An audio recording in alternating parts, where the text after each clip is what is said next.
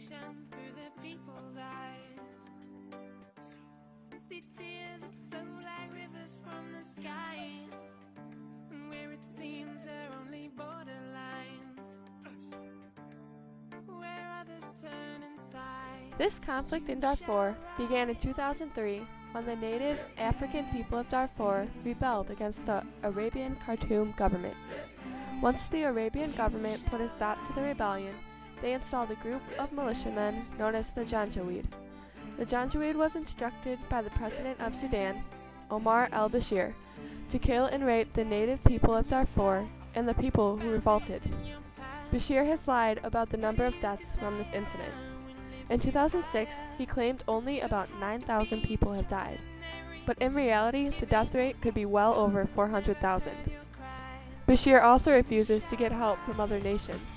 In fact, within a year, he wants all international help out of Sudan. Women, children, elderly men, all refugees fleeing their own government. Their stories were harrowing.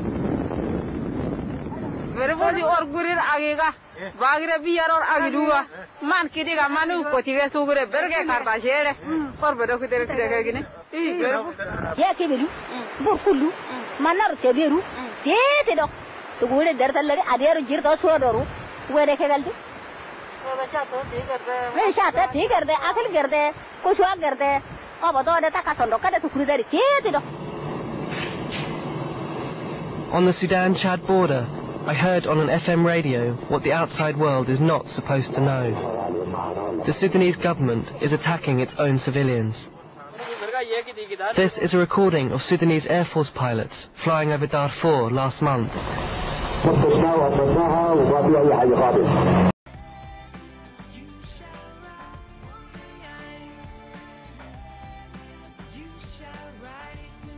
In February of 2003, rebel attacks on the government began. In July, the government responded by organizing the Janjaweed people, causing thousands of people to flee their homes. In April of 2004, the African Union signed a truce in Chad, but later it was violated by all sides. In July, the United Nations Security Council sent out an unenforced threat to the Khartoum government to disarm the Janjaweed. In October, the African Union sent in troops to protect civilians. By 2005, many of the targeted villages had been destroyed, which led to a decrease in government attacks.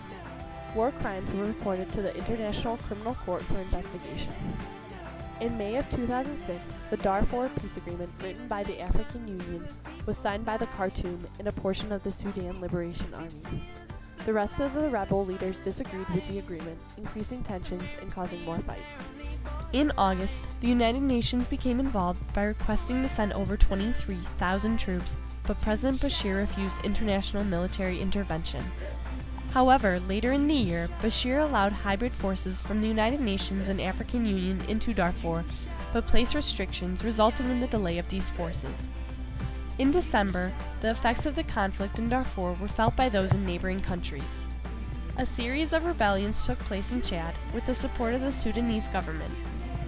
In 2007, the International Criminal Court charged two people of their crimes. They charged Ahmed Mohamed Harun, the Sudanese Minister for Humanitarian Affairs, and Ali Kushib, the Janjaweed commander. The Khartoum declared they would hold Kushib's trial in their own special criminal court. Out of fear of being tried, other Janjaweed members switched their allegiance to the rebels' side. Finally, in April, China forced Khartoum to remove opposition to UN peacekeepers entering Darfur as part of the hybrid force. The fighting still continues today, and the civilians are seeking help from the rest of the world. The conflict will either stop or continue. The native people of Darfur and the rest of the Sudan region may never be saved. It is up to the rest of the world to make a difference. There are currently several groups and organizations working to stop the Sudanese government and the Janjaweed. They offer help by collecting money and raising awareness by protesting. If not stopped, the Sudanese government will continue with their ethnic cleansing, and the death rate may increase up to 100,000 deaths per month.